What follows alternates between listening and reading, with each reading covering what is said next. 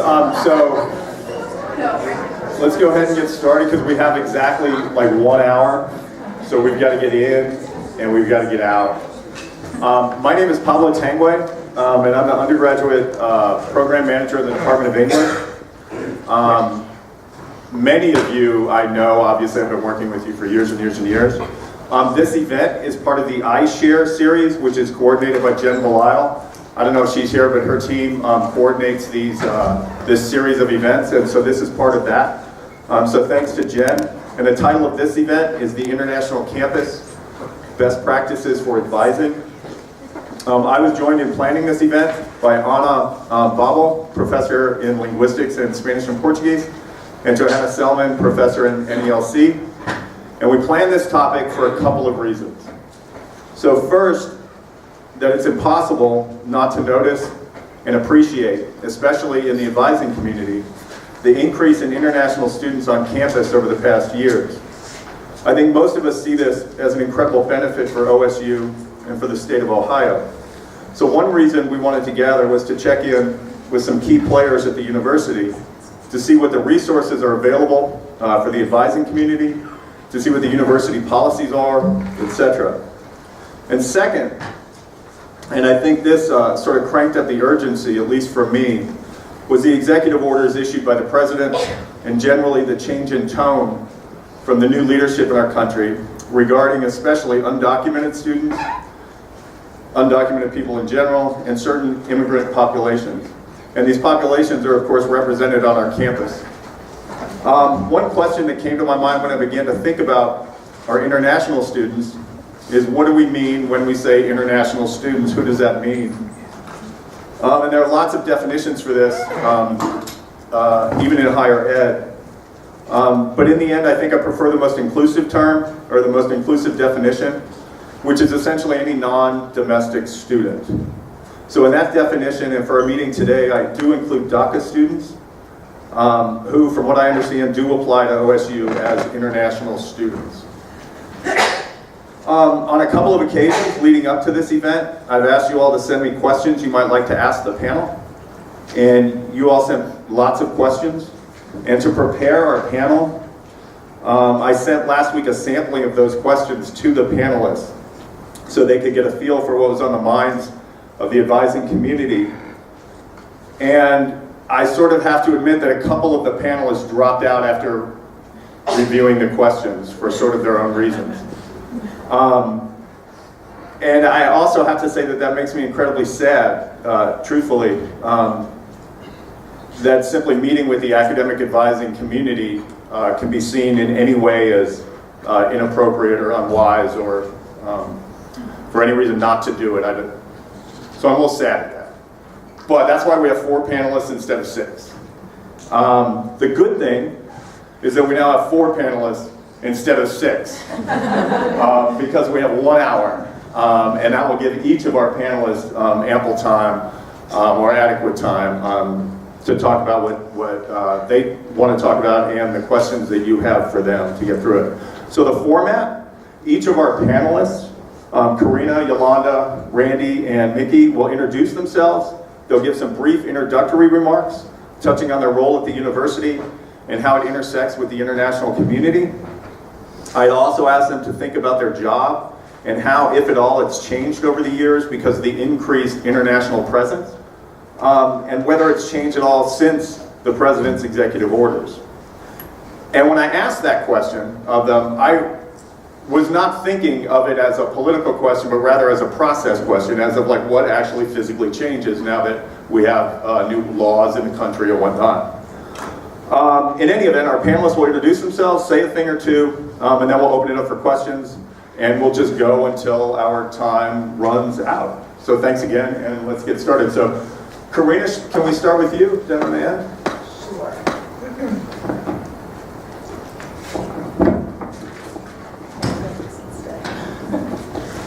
I'm not a real loud talker, so I'm going to see if I can do the microphone this way.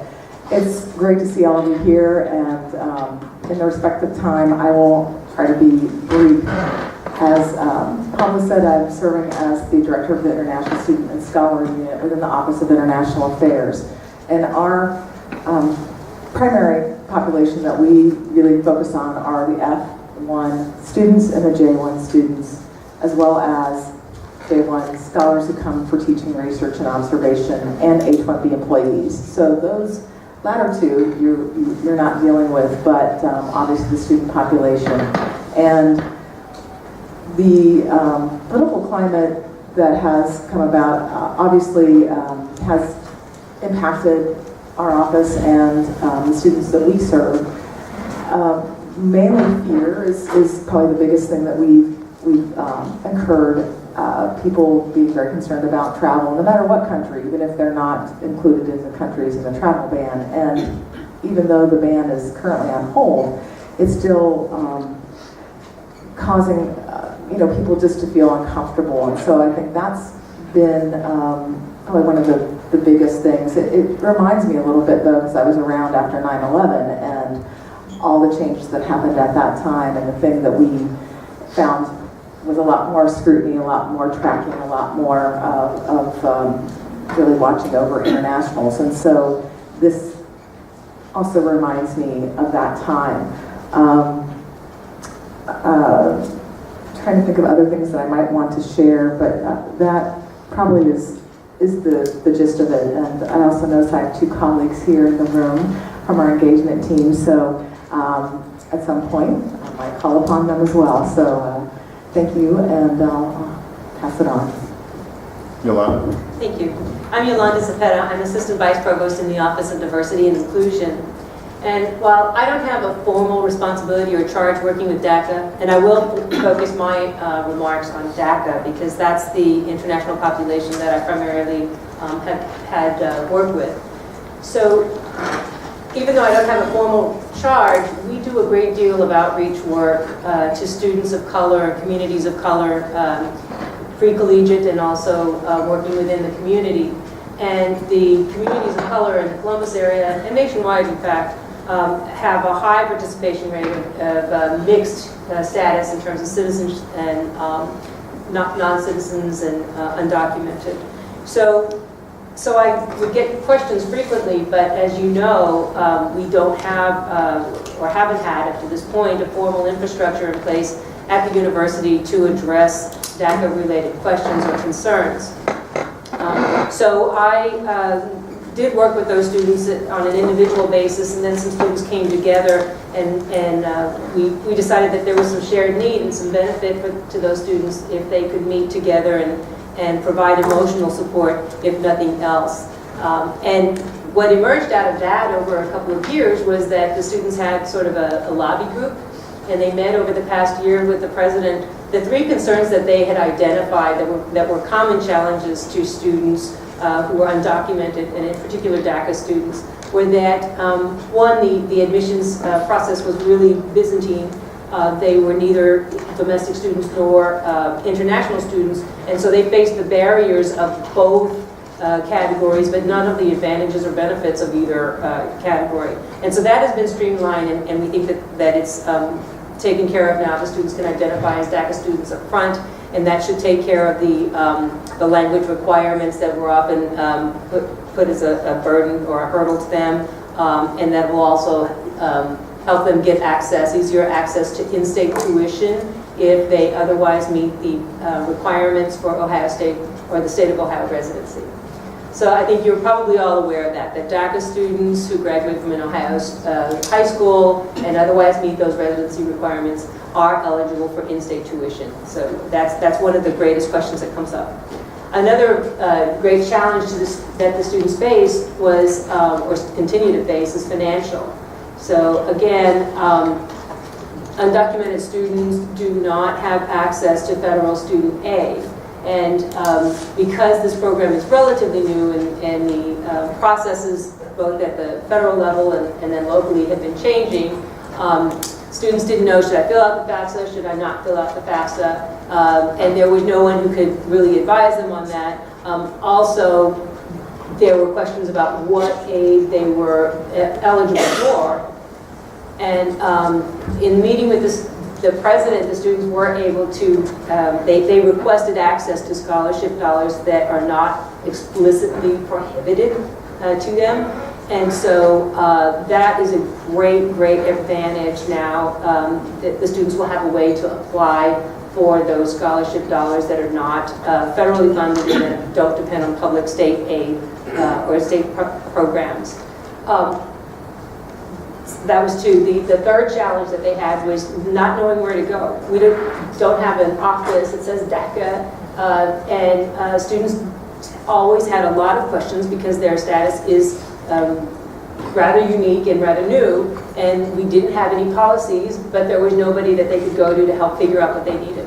So I think this was also a great accomplishment. The students have secured an office or a person whose job it is to relate to the DACA concerns and to be available to support those students. I invited Bowen Marshall to join us this morning, but he wasn't able to attend. I don't think he's actually started in his position. Some of you may know him. He has worked for a number of years at the Multicultural Center, just recently completed a PhD, but he will be focusing attention to the DACA students, and they'll be meeting with him this summer to sort of shape concerns, help fill them in on their experiences. But those are the greatest concerns. So as advisors, I want you to know that Bowen Marshall is an ally, an advocate, and can be available to you. The other thing I want to remind you of, without understanding DACA, the most frequent response to those students and their needs is, you're not eligible, I can't help you. And that's not the case. So know that. Many of the dollars that your colleges and units may administer, support dollars, there is not a reason, unless there's an explicit prohibition to undocumented students, there's not a reason that those scholarship dollars cannot be administered or extended to those undocumented students. So the last thing is emotional support. Students need emotional support, because that fear that Karina mentioned, that is real. And you can't look at the administration, the president's administration, and kind of test the waters and know what he's talking about, because it changes so much. So the students live with constant fear. They need lots of emotional support, acceptance, and allies. So, and you can call me. I don't know if we're taking questions. Can you just clarify a question? I don't know. I apologize to talk to Bill in the room. What's DACA? Oh, I'm sorry. Yeah, so DACA is Deferred Action for Childhood Arrivals, and it's a policy of the federal government that allows undocumented youth who arrived here during meet some certain criteria to be. It enables them to stay, and they have to renew that status every 2 years. It's not actually a legal status, but the idea behind DACA is they would not be on a priority for deportation. Although the Trump administration has deported DACA grantees who don't otherwise have criminal records. So, yeah.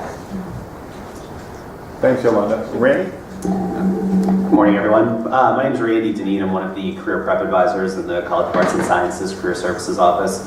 The way that our office interacts with international students, it's a few different ways. First off, we see them a lot in our walk-in hours. So we have walk-in resume review hours where students can come in and have a resume or cover letter reviewed. So we see a lot of students, including international students, during those walk-in appointments. My role as a career prep advisor, what I'm doing is I'm helping students find experiential learning opportunities. So that could be internships, it could be part-time jobs, research opportunities, volunteer opportunities, whatever it may be. So of course, again, we're seeing international students in those advising appointments. I also oversee our office's internship courses, and it tends to be over the past 5-6 years that most of the students in our office's internship courses are international students. As part of their CPT process, they have to be enrolled in an internship course. So we tend to see a lot from the math and actuarial science departments where they don't actually have a course that they teach regularly. So we're happy to have any student enroll in our courses if they meet the criteria. So we see international students in those courses. And then we do mock interviews in our office as well, and I would say that international students are the majority of those students taking part in those practice interviews, which is fantastic because we want to be able to practice with them their interviewing skills. And of course, that's one of the challenges that they have when stacking up against domestic students, because obviously English is not their first language, so we want to be able to help them maybe craft some answers, think about skills and experiences that they have that can really be a benefit to employers. in terms of some of the challenges that we see, as I mentioned, the communication skills certainly is the number one thing that we're helping international students with, both written and oral. When we talk with students and we meet with them about their resumes, of course it's going to be, challenging for them to be able to put into words or to be able to write what they're doing at, the various jobs they may have or some of the experiences they have. So really working with those students, and it hasn't changed with, any sort of the political administration. It's been consistent, my entire time here. But that's, the biggest challenge we have when working with international students is just their communication skills. One change that we have seen, and I don't really think this is really related to anything from a political perspective, is that we are seeing the international students, I guess just the realistic expectations that they have about jobs and internships have been changing over the past few years, where 5, 6 years ago, 7 years ago, students would come and meet with us and be able, or really expect to be able to find internships and jobs very easily. The past few years, we're seeing that switch a little bit, where they understand that it is going to be a little bit more difficult for them to find opportunities, be it just in the general job search process, or even going to a career fair where maybe we have 125 organizations at a career fair, and we ask these organizations when they register, are you willing to sponsor a student for either full-time entry-level employment or an internship? And out of 125, there's maybe 3 or 4 that say yes, we would love to have international students. So I think that the realities are starting to set in a little bit better over the past couple of years, where international students are understanding that they have to work a little bit harder, do a little bit more research to find those opportunities, to find employers that are really willing to work with them. And there's good and bad to that. Obviously there's more frustration on their part, but it's also good that they're thinking about that, because we don't want them to be caught off guard. Again, if they're coming to a career fair and they look at the list and they see that nobody wants to meet with them, we don't want that to happen at the career fair. Do the research ahead of time and figure that out. So that's certainly one of the changes we've been seeing, but we have seen some international student organizations and even some groups do their own career fairs where they're actively trying to reach out and find employers that are looking or interested in international students. So we've seen a couple of student organizations do very small career fairs where maybe they bring in a dozen or so organizations that are actually willing to work with international students. So again, that's great. That's being very proactive on their part. So again, some of the things we've seen change over the past couple of years. Thanks, Randy. Good morning, I'm Mickey Sharma. I'm the Director of Student Life Counseling Consultation Service. So our office will provide counseling and mental health services for all OSU students. They don't need to be registered full-time, just 1 credit is enough. And so what we have done is really focus on making sure that we are providing services to meet the needs of international students. And so that starts with developing a staff that reflects our growing international student body. So as I sit before you today, our shop can provide clinical services in 9 different languages, and that's the people who work in our department right now. And that includes multiple people. So for instance, there's 4 folks who are fluent in Spanish, 3 in Mandarin, 2 in Cantonese. Okay? And that makes a huge difference for a student who wants to receive services in their native language, in their first language, and they may not understand what counseling is to start with. And the way that you talk about counseling in Mandarin is different than you would talk about it in English. Our website has a whole section dedicated to international students. If you go there, you will find 5 different welcome videos in 5 different languages inviting students to our office. There are times when parents call us who may not speak English very well or at all, and having that parent be able to talk to one of our staff in their own language makes a huge difference. So I'd say about 3 years ago, one of the trends we were seeing is that the number of international students coming to our office was not equating percentage-wise with the student body, right? And I think there's a number of reasons for that. One may be lack of understanding, one may be stigma around mental health or not understanding what that is. So at that point we developed what we called then an International Student Task Force to work on this within our department, and we've done multiple things across the years through that. We ran what we call the Let's Talk program over the OIA office 1 year.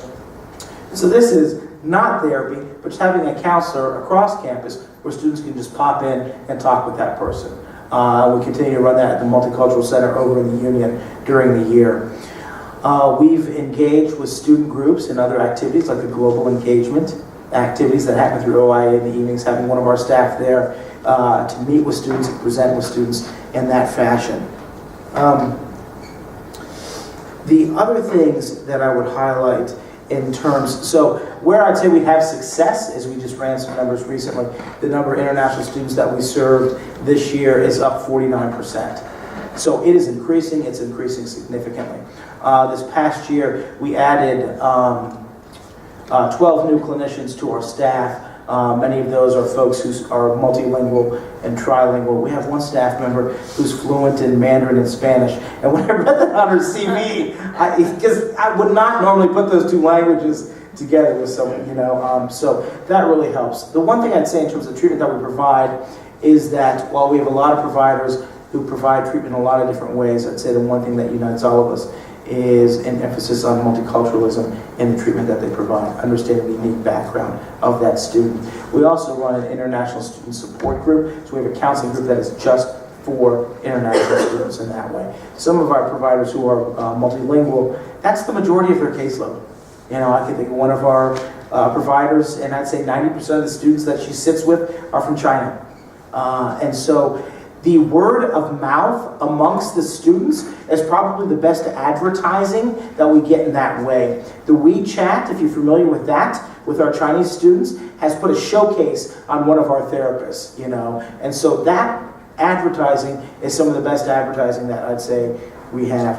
And then finally, in terms of the shifts with the executive orders and all those things, when that came out, we had international students just walking in the door with heightened, not just anxiety, but fear. What does this mean? What's going to happen? And then as we progress forward, I think what this means for students is not just about their time as a student, but then when they look to employment. Will I be able to get a job? And if I get a job, are people going to look at me as someone who took a job from a U.S. citizen? And what does that mean? Thanks, Victor. Yeah. Okay, so I have lots of questions here, but I would much rather not ask any of them and let you use your voice to ask these questions. So who has questions? If you can either ask them with your voice or write them down. Or if you, yeah. I'll walk around.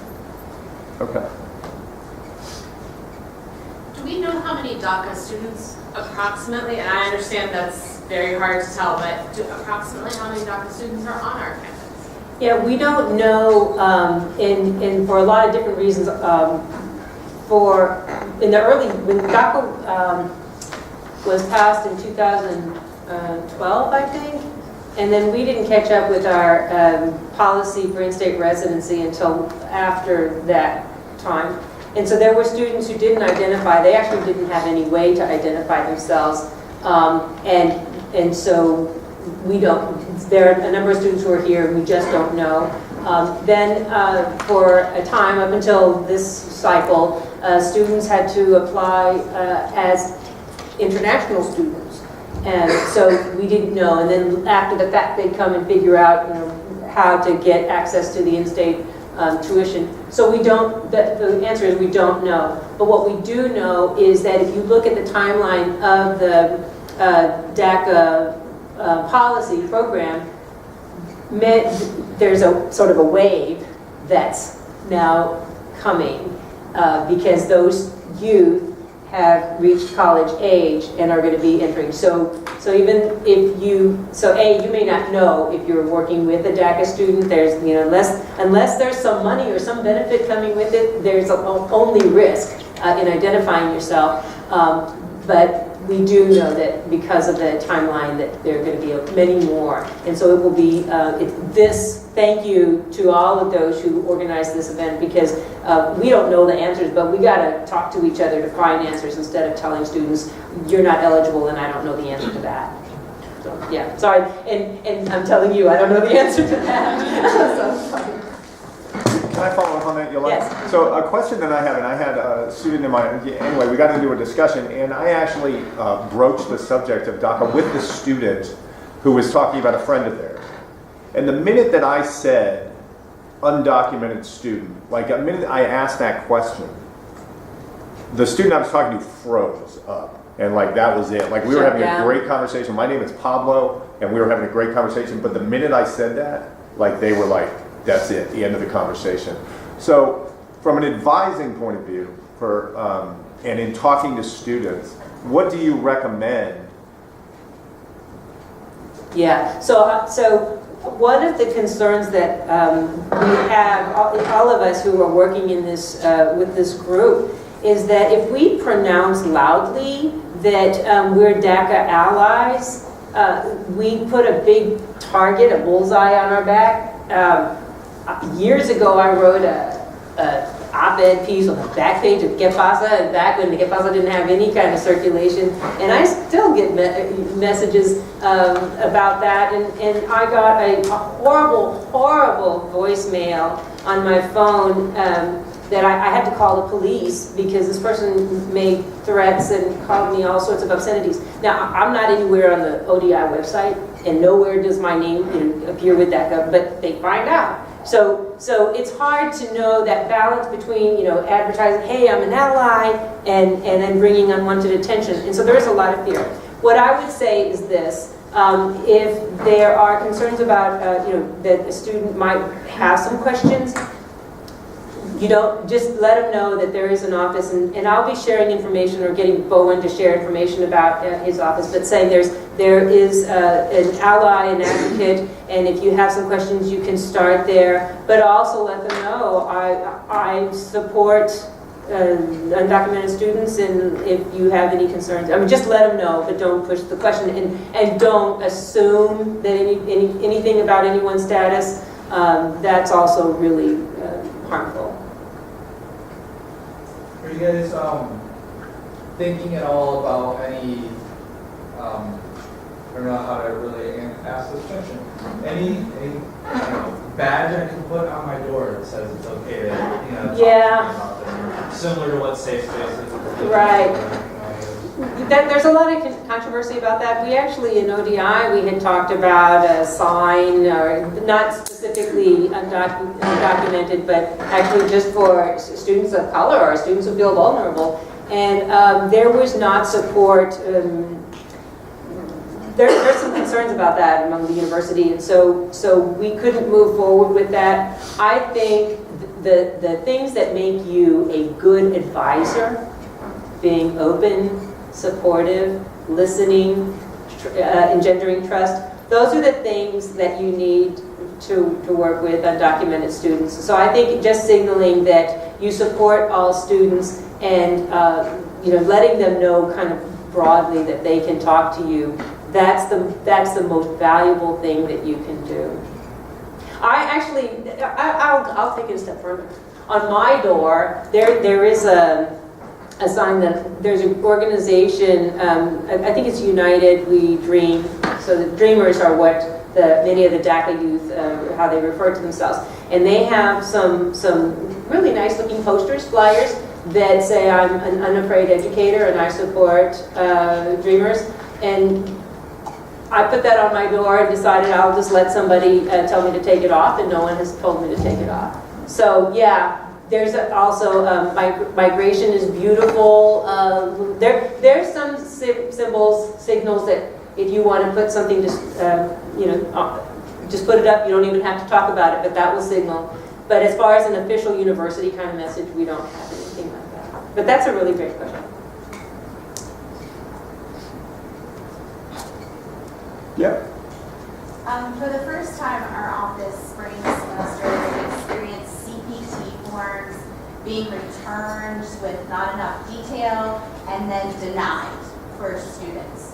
So can any of you speak to what we put on those forms so that one, they don't come back for more detail, and then maybe why those are being denied now and they had not been in the past? I think that one is for me.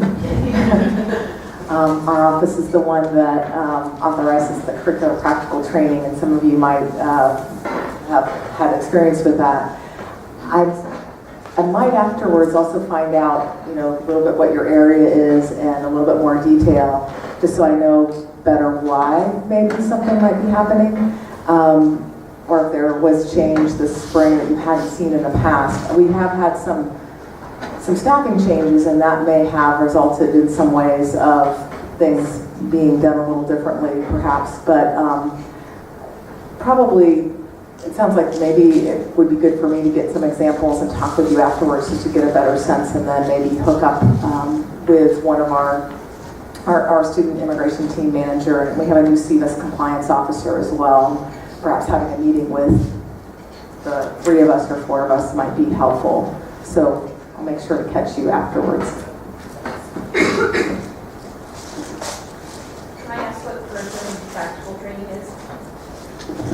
Sure. So international students have an option to get experience in their field of study. And so this is a way for them to get sometimes paid, sometimes unpaid work experience. And the authorization to get that is, there are some steps to make sure that it really does relate. And so there's forms that are filled out usually by the academic advisor and or the faculty advisor, depending on if it's a grad or an undergrad. And so that's a good question. So in the past academic year, I'm aware of 4 of my international student advisees who were referred to COAM for academic misconduct. This is, I think, an increase over previous years of students I personally advise.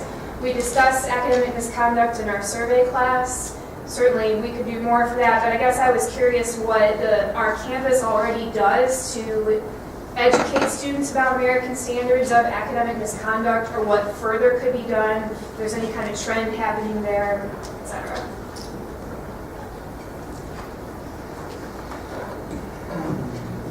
I also may have the manager of our global engagement team talk a little bit as well, but we do have some education about those types of issues through our orientations as well as extra programming, and that's been something that's been more added even in the last several years. And so I don't know overall, and maybe Megan can speak to this, and I'm going to put her on the spot, I don't know if there's really been a higher trend that we've seen over the last few years. Unfortunately, it sounds like you've seen a higher trend, but we have been doing programming and things to lower those numbers. We've actually been very focused on that. So I don't know if I want to put Megan on the spot here, but if you don't mind, Megan, yeah, she's in the back here.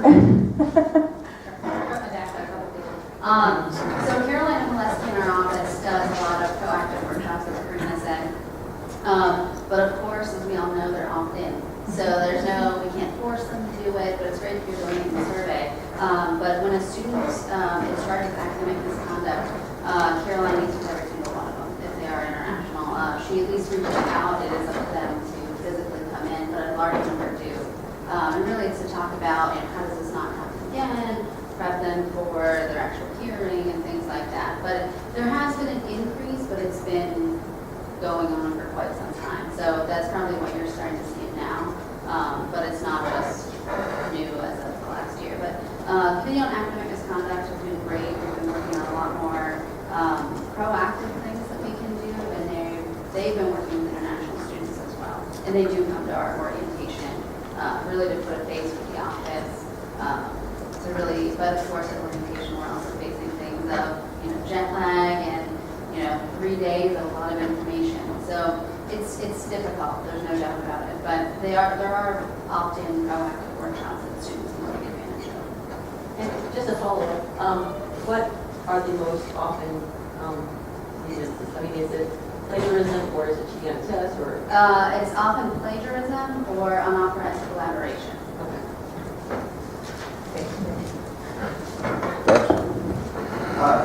Probably for making college students are in need of mental health consultations at larger rates than in the past. Do you have any kind of advice for professionals about referrals? Are there do's, don'ts, other policies, best practices, how to be culturally sensitive and culturally aware?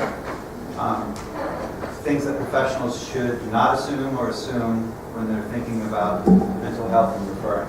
Darcy, that question had 10 parts. I'd like you to select 2 parts.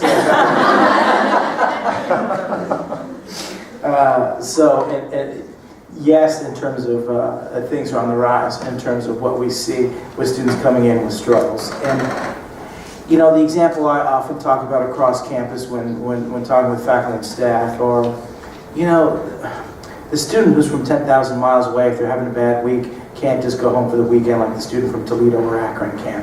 It's not the same, you know, and so the struggles can get compounded. And if you're not fully, you know, aware of the services, so some of your job as advisors is not just to make students aware of what the services, the support services are, but also validate and support that this is an okay thing, this is a helpful thing.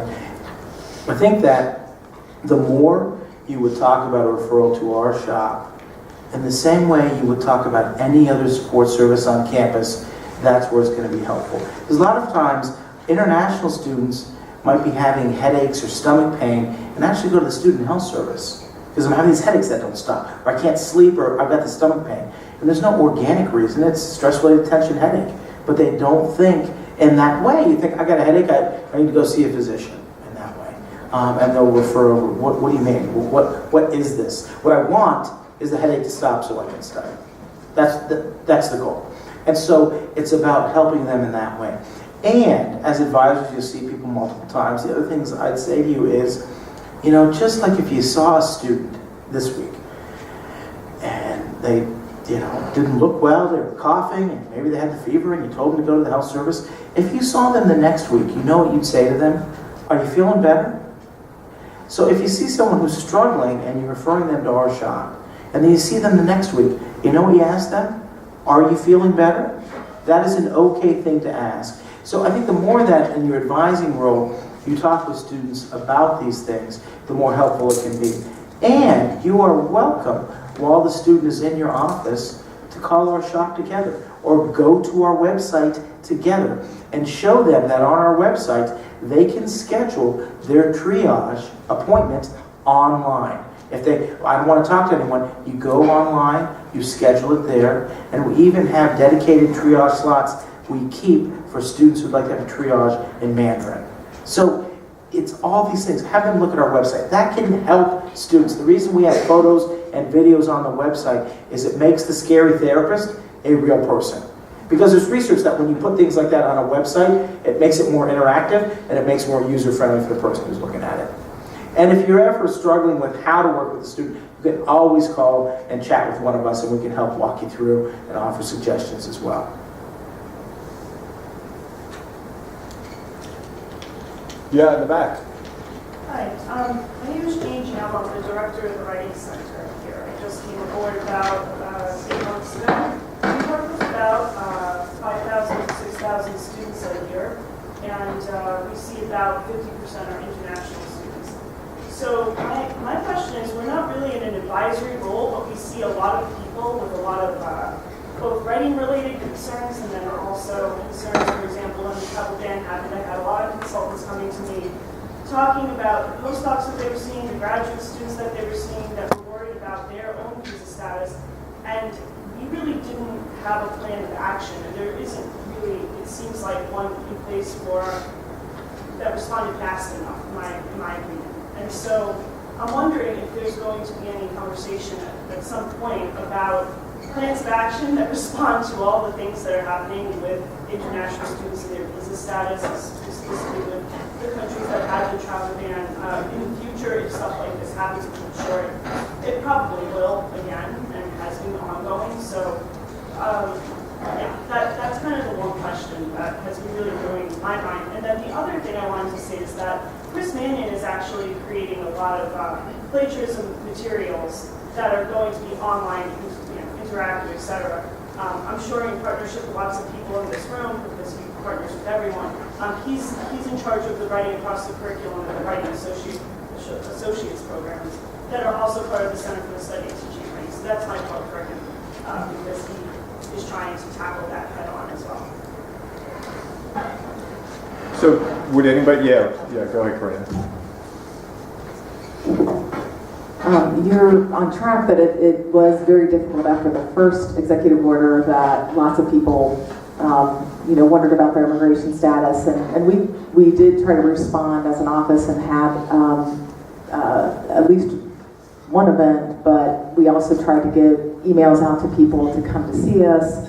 I think that's what we continue to try to do anytime something like this comes up, but I think there are times when folks don't always see our office as maybe always a safe place. I wish that wasn't the case, but because we also have to enforce certain immigration regulations, I think there are times when people don't come to us, but our global engagement team, the one that Megan and Dan are on, I think are a great bridge because they do a lot of programs that are not only, to help integrate international students, but it's not focusing on immigration. So I think that people can feel more comfortable and maybe talk about things that they wouldn't maybe do to come to see one of our immigration advisors. So I'm hoping that we are giving that message to please come and see us. We've been trying to do that on our website. We've been trying to do it through emails and programming after any of these events happen. But we appreciate anything that you can do to refer people to us too, because I think for whatever reason, people may not be seeking us out. And when we do get a lot of, right after that happens, a lot of folks, and sometimes we just can't handle the volume too. But we will certainly continue, and I would be very much happy to hear more suggestions, because the better we can serve people, that's what we'd like to do. So. And I'm sorry, so you're Karina? Yes. Yes. Okay, and so the international students and scholars then would be where we would send undergraduates and graduates? That's correct. Yes, that's correct. Our office basically is, we serve as an advising to graduate and undergraduate international students who are on F1 and J1 non-immigrant statuses. And so we advise them on maintaining their immigration status. They have to be enrolled in a certain number of hours and sign their immigration documents to travel, give them advice on advice on returning, applying for the visa, orientation, those kinds of things. So we are charged with also compliance as well. What do we do with postdocs? Because that's actually a group that we're very vocal. They come to the Writing Center a lot, not in large numbers, but it seems like advocacy for postdocs doesn't. Yeah, I know there's a postdoc advisory, I know about that, but do I actually do?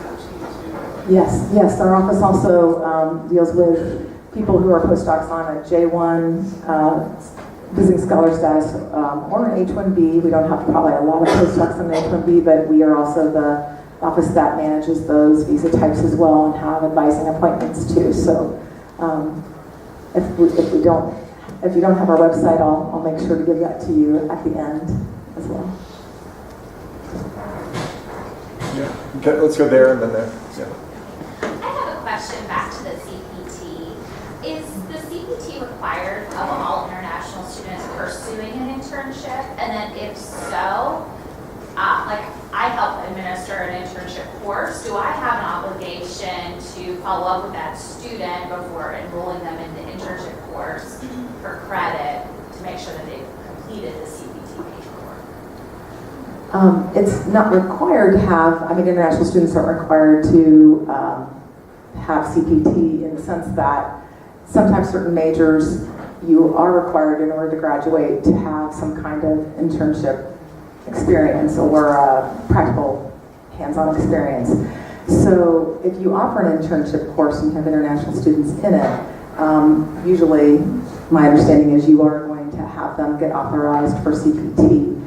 But similar to the other advisor, I think I'm going to take your name and card also at the end too, or some kind of contact information so we can kind of vet out what exactly your situation is and make sure I answer it was just more of a general question, because sometimes we have a separate enrollment process as students apply to be accepted into our course for credit, and so we just review the student's job description. I just didn't know if we needed to kind of vet that further if they're an international student because of that paperwork process. Yeah, I'll definitely like to talk to you afterwards. Yeah, thanks.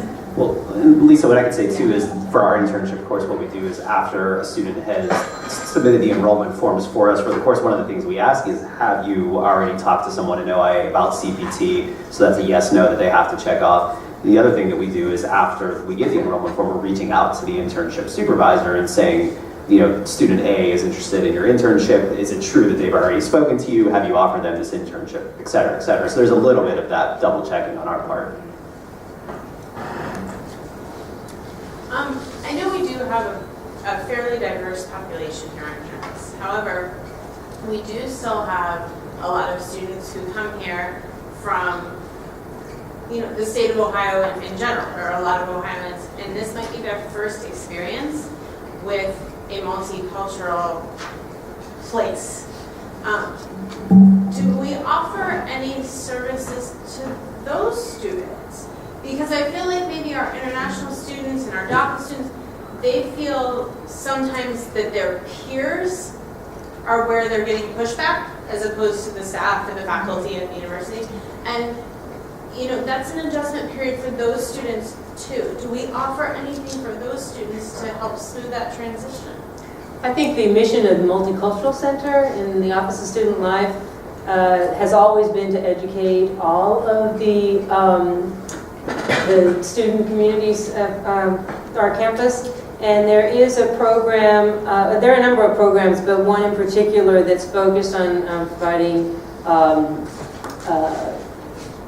diversity advocacy and interrupting bias and those sorts of things to all students. And then our student organizations, I know the Greek Life, they have diversity requirements that students should participate in order to stay in good standing. We try to build in a lot of different opportunities in the students' own development, not telling them what to think, but helping them to think more broadly. But I agree, I mean, the responsibility for the culture of our campus is on all of us and all of the interactions that we have. And for many of our students, students in Ohio, because of the structure of schooling and the way we live, don't have a lot of intercultural kinds of experiences, and this is the opportunity they'll get to change that.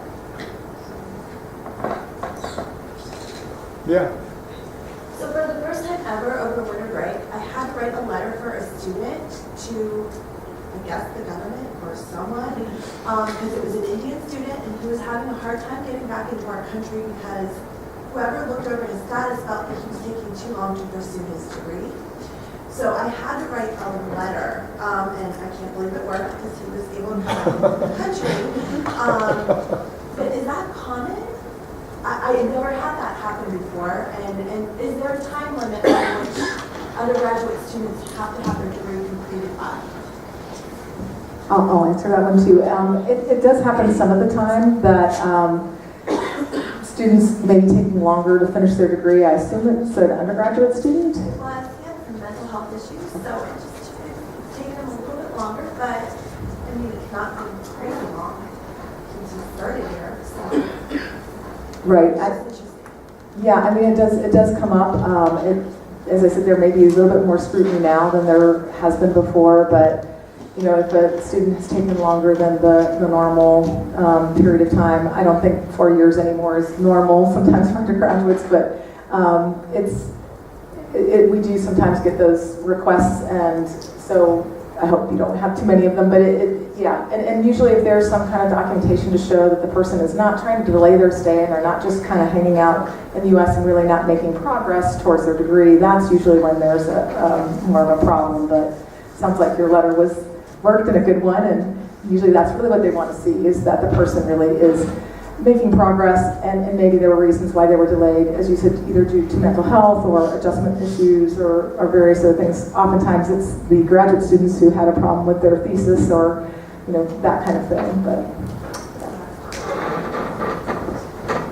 yeah. Just as a follow-up to that, if we do get those requests, should we send you guys a copy saying, hey, we did send this letter? I'm just wondering, kind of continue to clue you guys in, because if something's already happening, that's also really wonderful, and it would be great so that we can also we usually make notes on various things regarding students if they're having a problem getting a visa or those type of things. And sometimes they'll contact us first, and then we contact and say, here's what you need to do to help the situation. So it's wonderful to connect with us in that situation. Yes, thank you. I have a question, Mickey. So in terms of the international students, and you've increased it, so you're seeing more and more and more in counseling consultation international students. And the thing that I'm curious about is that with all the talk of like, you know, millennials and like our own domestic students being incapable of filling out a form or like taking care of themselves, right? And so this added stress, like that's in the culture that young people are feeling, right? So like even without the international population, more and more just domestic students are seeking your services in your office, right? What I'm curious about is from the international population, and I know this hasn't been going on for a long time, but do you see the same issue, like irrespective of the executive orders and all of that, do you see the same types of issues, or are the types of issues that students are dealing with particular to where they're coming from, or the transition to here, or like our students, I guess what I'm asking is, are students global, like are the millennials globally Are they globally anxious? Yeah. And so I say globally anxious because anxiety is the number one thing that students are coming in with. And I track data here at Ohio State as well as nationally. And that's true on our campus, and it's true on campuses across the country and across the world. You know, the international students, so one thing that we'll do is, there's a number of students who may come to our center, but maybe and their needs exceed what we can provide, and we'll connect them with a community provider. However, if you're a student who wishes to have services in Mandarin, the only place in this Columbus region you're going to get that is at CCS. So there's a lot of our international students who we will keep and treat because there's nobody else in the community that can treat them as effectively as we can. So some of them have higher needs and we're treating them. But some domestic students who might have higher needs are going to get referred to another place. So in that way, in terms of what we are treating, some of our international students have more significant struggles that they're dealing with. The anxiety is there. It's absolutely there, both in the international students and the domestic students. But I think that the pressures are added when you've come to this country. And the pressure is added if you've come here and you're not academically successful. What does that mean going home? Or what does that mean for your family back there? You know, and are you carrying the weight of 2 parents and 4 grandparents? You know, what does that mean in terms of all of that? And what does it mean in terms of the success that you're trying to have? And you probably, like many of our students, including our domestic students, have had academic success through your entire life. And now if you're struggling, are you questioning yourself? So there is similarity, but I think the pressure can get intensified for our international students, and getting them the support they need in multiple ways is what we try to do. It's dismissal season right now. If there is an international student that's dismissed, do we have any extra advice, like over our domestic students, like can they ever apply to come back? Is it possible for them to go to Columbus State for the year and then come back, like our domestic students can? But I guess any advice we should give our students in that aspect of it if they're international students? Sorry, I'm kind of struggling a little bit with my voice today. There are options if someone is dismissed, and as Megan was saying, I'm hoping that all of them will see Caroline and talk with her, and usually there is some option, for them to be able to return. I think it depends on the reason for dismissal and various other things. But Megan, do you want to comment any extra on that? Yeah, there's nothing just from being dismissed that would bar them necessarily from applying for another visa. But sometimes when students are dismissed, the option is, the timeline is very short. That we're notified at the time that we actually have to do our government compliance work. So a student is given a very brief time period in which to act. And so if a student can get admitted to a community college or another university, that record cannot be transferred out. Otherwise, if they're dismissed and there are no other options in the United States, then the student would have to leave the United States. And then when they come back, they're going through that process all over again. So whenever they want to come back to Ohio State, they're reapplying for an I-20. That means they're going to have to show financial funding again. They will likely need a letter from the department that shows that they're in academic good standing, that they're able to come back.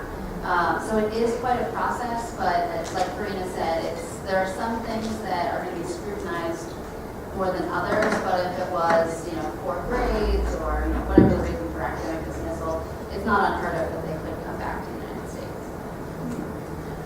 Okay, I know that advisors work on half-hour increments, and so I know that you guys have schedules and all of that. Let's thank our panel.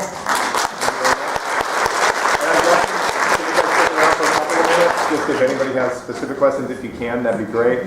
Their information is up there, and I'm guessing advisors can contact you with specific questions. That'd be okay. All right, thanks, guys.